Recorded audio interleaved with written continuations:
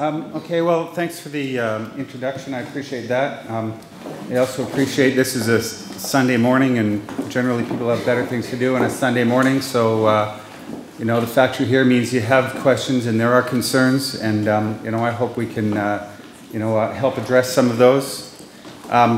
Again, by way of introduction, Ormill Energy, we're a publicly listed company who we're a very small company. You can see by this on the scale of. And I've just included companies that are involved in coal seam methane in New South Wales or trying to do that business in New South Wales. You know, and we barely rank as the line thickness on the end. But what happened is the way that Ormill got involved in this project is this was a project that was originally identified by Apex. There had been one well drilled in 2004, and it showed some, you know, some gas potential. There was an application in 2007, so this has been, you know, a publicly available project. You know, the data's been available since 2007. From our point of view, we saw this as a, you know, as a great opportunity and a great project because we saw two things.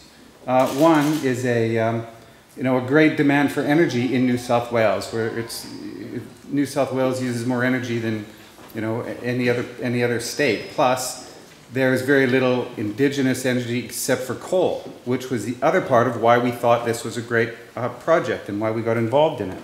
It's well established by, you know, numerous studies around the world, and you know, if you want to, I mean, not many people have a coal-fired oven. Gas burns cleaner than coal.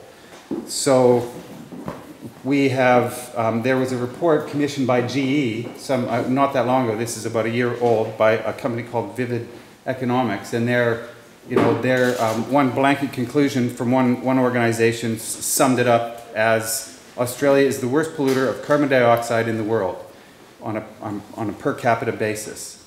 This other chart is from last weekend's Australian newspaper, and it shows clearly, and this is publicly, you know, this is well-known data that gas burns better than coal, and specifically using coal seam methane gas for domestic gas plants is a far cleaner burning fuel than coal. So for us, as a small company, we said, well, this looks like a no-brainer in a sense. And the beauty of being a small company is a couple of advantages we see. One is our independent experts are truly independent. They're not, you know, people that we have on staff. We hire people that are, you know, that know their field, they're independent, their reputations depend on their opinions, and the ones we've used for this project all live in the community. So these people are, you know, responsible, their opinions reflect what, you know, they live in the community. So they're not just telling us what we want to hear, they're truly independent. And the other advantage and disadvantage sometimes of being a small company is that if there's problems or if there's issues, you know, you don't call our PR department or our legal department.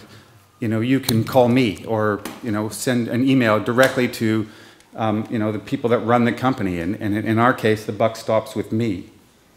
So for us, we thought, you know, this is a great project. What could go wrong here? So we were surprised when we woke up one morning and this headline was in the paper. Cover up, secret plan to mine gas. And we thought, well, because there's actually 3 errors in the headline, and you know, even in the first sentence, there's 2 more errors. We were quite, well, first of all, this has been a project that's been publicly available since 2007. So there's no secret plan, there's no cover-up, you don't mine gas. But to be honest, we were quite thrilled to find that even though we had yet to drill one well, we already had billions of dollars worth of gas. And honestly, our share price actually spiked that day. So, you know, so as an executive, I mean, I promptly made the decision to ignore this, because how can I take this seriously when there's 4 errors just in the first 10 words? And of course, I realize it's, you know, quite rare for the press to make mistakes, especially since apparently they seem to be listening to our conversations. But, you know, in this rare case, I think they may have made, we thought they'd made some errors. So we were still encouraged with the project. This is a slide that was presented to, ministers in New South Wales recently, and I mean, on average, one CSG well produces the equivalent energy of 85,000 tons of coal and has between 50 and 70% less greenhouse emissions. So again, this seems like a great project. I'm here to talk about CSG Illawarra. I'm not going to talk about CSG, obviously in some sense CSG in general, but specifically our project in the Illawarra and what we're doing there. So this shows where our areas are and where some of the well locations or proposed well locations are. Again, we have yet to drill a well. We're not even sure if there's anything there yet. The one well we drilled in 2004 there was some gas, but it's quite inconclusive. So the second slide also shows, I think, an important point, which is that most of this area has already been heavily mined for coal. Most of the 15 wells all of the 15 wells are in and around areas that have already been, heavily mined.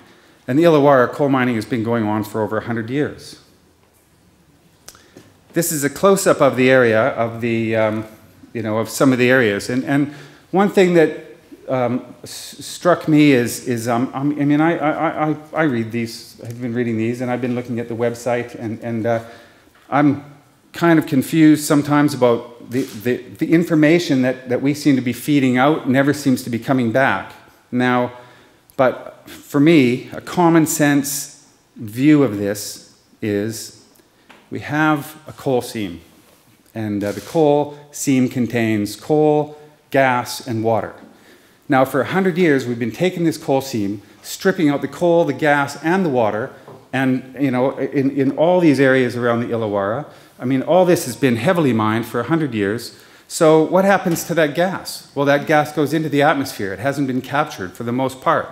What happens to the water? Well, the water, over 100 years, there are established methods of disposing of the water that's in that gas.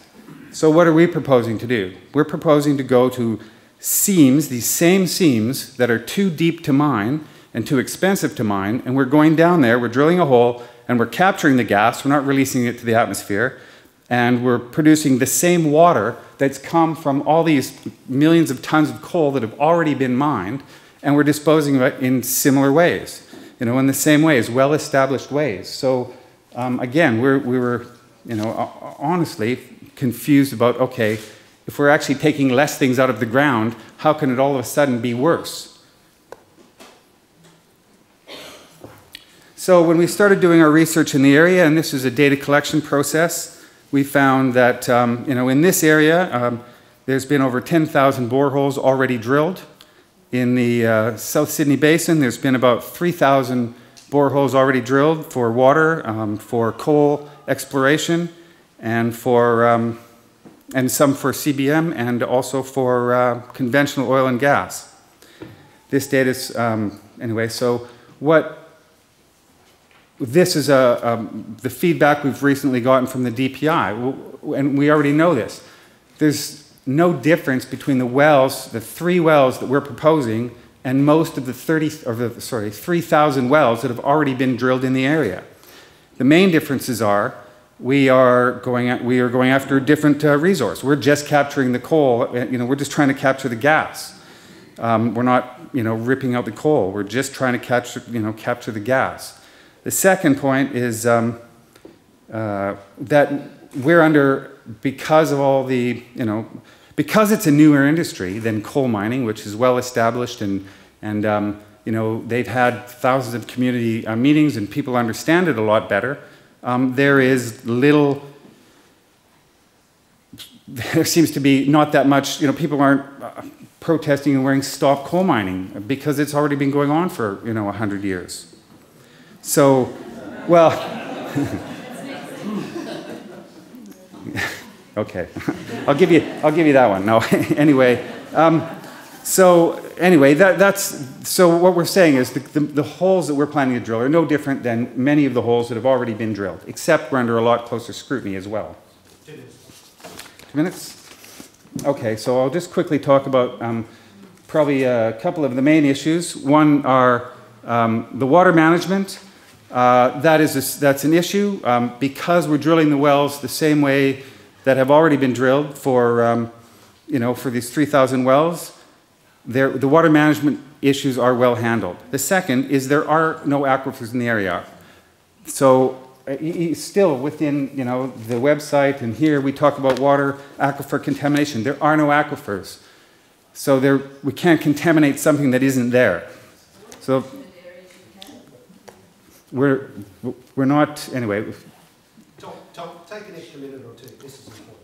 It is important, and I thought maybe that would come out in the question. But in the water catchment area, there's already been 150 wells drilled by the catchment authority in the same area, exactly the same as the wells that we're planning on drilling. There's wells that have been drilled already with the same specifications, the same, except they were looking for different things. They were trying to find about the geologic strata, but it's the same well designs.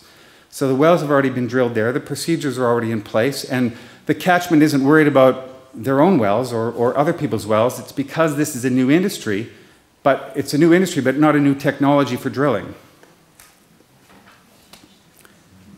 New South Wales coals are some of the driest in the country, so even if we get to a production stage, we have a lot less of this water, to manage or to handle. And the other thing, we keep saying we will not be fracking any of these wells, and yet this keeps showing up. In none of the Illawarra areas will we ever frack a well there. So I have no idea why we're debating something in this area that is something that will not happen. So again, I'll just to sum up, I'll come back to, look, when we originally got involved in this, we said, this seems like a good project. Lower greenhouse gas emissions, displacing coal. So we started doing some research, and what we found, we found some minutes for a pre-election meeting that went on in October, and these were groups like the NCC, Greenpeace, Get Up, NCC, I've already said that. And this was sort of an election strategy meeting, pre-election. This is in October 2010. And you can see two of the quotes there. They're clearly at that point, no one is really anti-CSG. They acknowledge that, look, we need to be cautious about calling for a ban on CSG because it's less intensive, greenhouse intensive than coal. And let's not undermine local campaigners because, they might get some kind of traction. They might get some kind of, feedback or some fear is the way we see it, some fear in the community. So this is our belief of why this thing has seemed to have escalated, because we've fed tons of information back to some of these groups. And so just to finalize, the Stop CSG Illawarra groups say they're non-political, yet I've just become aware that two of the founders of the group are standing for community elections, 15 days and 15 minutes away. I find it must be just some mad coincidence that this meeting is being held here at this time by people who've started this organization that are now looking for public office. So now my point is, look, gas is cleaner than coal. We are not fracking, so let's not debate fracking, or there is no aquifer, so let's not talk about these aquifers that don't exist. And let's more facts and less fear. You know what? You may be shocked, as I was, to find this, but people with political agendas and newspapers are probably not the best source of information.